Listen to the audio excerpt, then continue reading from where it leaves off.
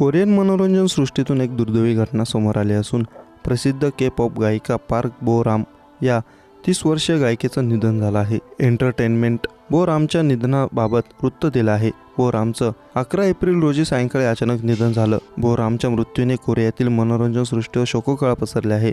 पोलिसांनी या प्रकरणी तपास सुरू केला असून गायिका पार्क बो रामचं निधन नेमकं कसं झालं याबाबत कोणतीही अधिकृत माहिती समोर आलेली नाही.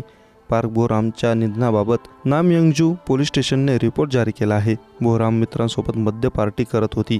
त्यानंतर तिचं निधन झालं. पोलिसांकडून तिच्या निधनामागील कारणाचा तपास सुरू केला आहे अशी माहिती रिपोर्टमध्ये आहे. एक्सनाडो एंटरटेनमेंटने याबाबत माहिती दिली आहे की त्यांनी 12 एप्रिलला सकाळी गायिका बो रामच्या निधनाच्या वृत्ताला दुजोरा दिला आहे. निवेदनात म्हटलं की पार्क बो राम 11 एप्रिलला सायंकाळी उशिरा अचानक आम्हाला सोडून गेली आहे. या माहितीनंतर आम्ही व्यथित झालो आहोत. तिच्या निधनाची माहिती चाहत्यांना सांगत आहोत. गायिकेच्या पालकांशी चर्चा केल्यानंतर तिच्या अंत्यविधीची माहिती देण्यात येईल. मीडिया रिपोर्टनुसार के-पॉप गायिका पार्क बो रामने मागील वर्षात नवीन गाणे प्रदर्शित झाले होते. तिने अवघ्या 17 वर्षांच्या वयात मनोरंजन सृष्टीत पदार्पण केलं. तिने 2010 मध्ये सुपरस्टार 2 या गाणे गाण्याच्या स्पर्धेत भाग घेतला होता.